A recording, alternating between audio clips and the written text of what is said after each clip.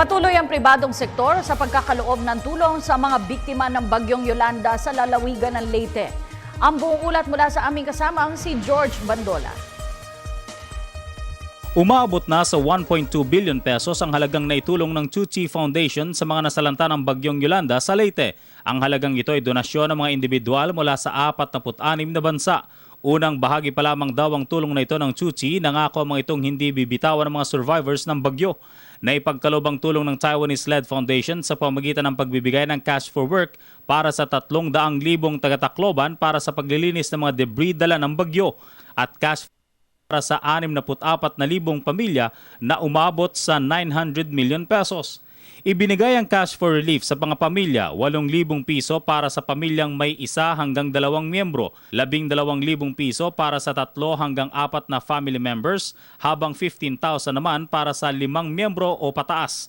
54 na sasakyang panghakot at panghukay ang dinala din ng Chuchi sa Tacloban kasabay ng pagdadala ng 400,000 na sako ng instant rice, 68,000 na piraso ng kumot na yari sa recycled plastic bottles, nakapagpatayo ng 190 temporary classrooms at nakapaghakot ng toneladang basura sa Tacloban sa pamamagitan ng mga heavy equipments.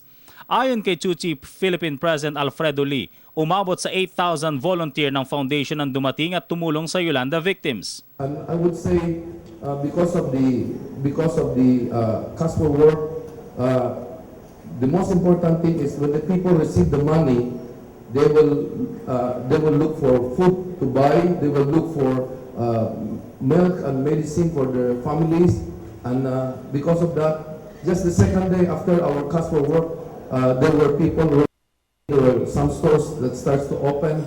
So after a few days, we could say that the engine of economy was already moving in Tacloban. Medium-term solution lang daw ang ginawa ng Chuchi. Susunod na dito ang pagbibigay nito ng mga bahay sa maraming bayan pa sa Leyte.